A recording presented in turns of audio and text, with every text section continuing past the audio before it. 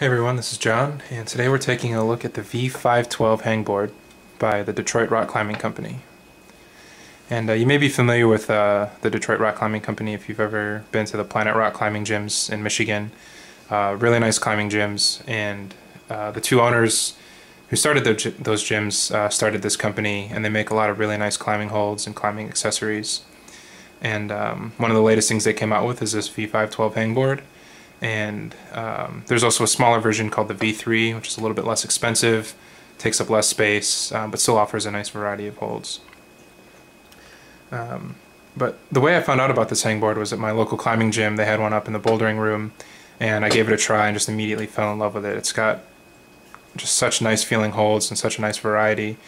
And currently I have a Metolius Simulator 3D, which I really like, and it's got a lot of nice holds on it as well, but I found that these ones, it's more comfortable to use, and it offers a more usable variety of holds.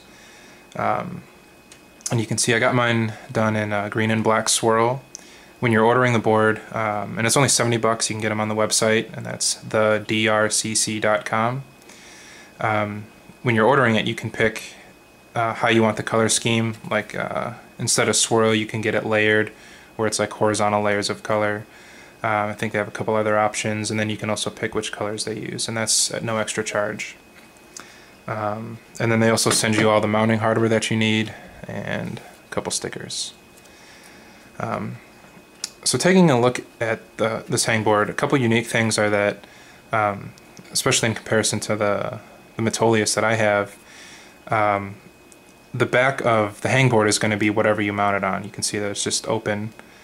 And then it's also uses a dual texture finish. So if we can show this on camera, you can see it starts off like a really nice polish and then transitions to a more textured, gritty surface. And the nice thing about that is that it, first of all, it's a lot more comfortable than a fully textured hangboard, because the part of your finger that's not supposed to be doing the holding is just on this nice smooth surface, so it's not going to be tearing that part of your finger up. Also, when you're working on especially some of these smaller edges, you can't really cheat by letting this part of your finger do the work. It really trains your fingertips, because your fingertips are the only part that have grip. And the way the board is laid out is pretty cool. It starts with 2 pinches on the outside, and you don't see a lot of pinches on hangboards, so it's kind of a nice feature. So if you're just starting out, kind of a beginner, the easiest pinch is up here. It's got a nice area for your thumb to rest, and then it's textured around here on the outside, so you can get a real good grip that way. And then if you're more advanced and you have a pretty good grip strength, then you can grip it down here where you don't have anything else to help you other than just pinching this. But it still does have a little bit of an in-cut for your thumb, just to give you a little bit more holding power. And then for the middle section of the board, it's kind of easiest on the outside and then on the top. So it gets harder as you go in and then as you move down. So starting on the outside, you have the in-cut holds. And this first one is kind of like a jug. It's not super deep, but it's deep enough that it's really easy to hold on to. And all of these holds are in cut. So the next one is more of like a, I don't know, it's about an inch, maybe 3/4 of an inch deep. And so smaller than this one, but still pretty easy to hold. And then the last one is an in-cut edge, which is a lot more difficult, but if you're working on holding edges, that in-cut's going to help a little bit. So you got in-cuts here, and then moving one more section in, you've got the flat edges. So a nice wide flat edge on top, easy to hold on to. Next one's a little bit thinner, and then this last one is pretty brutal. You can see it here. Not a lot to hold on to there, but still that grippy surface helps.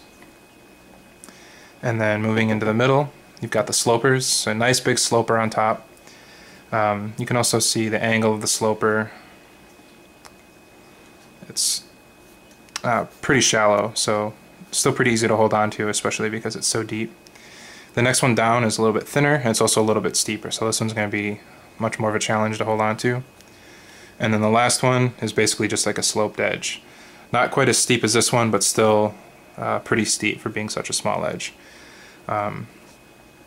So it's nice as you're working on different grips, you can keep moving up in difficulty as you progress with your climbing.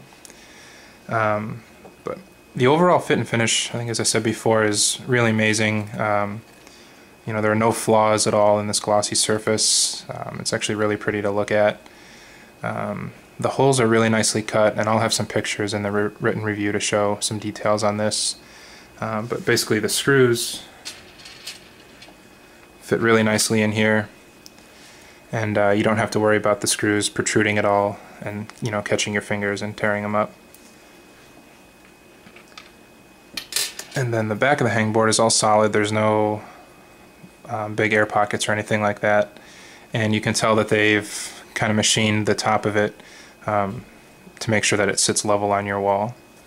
And actually, even just sitting it on my glass desk here, there's no wobble at all, so it's a really precise cut.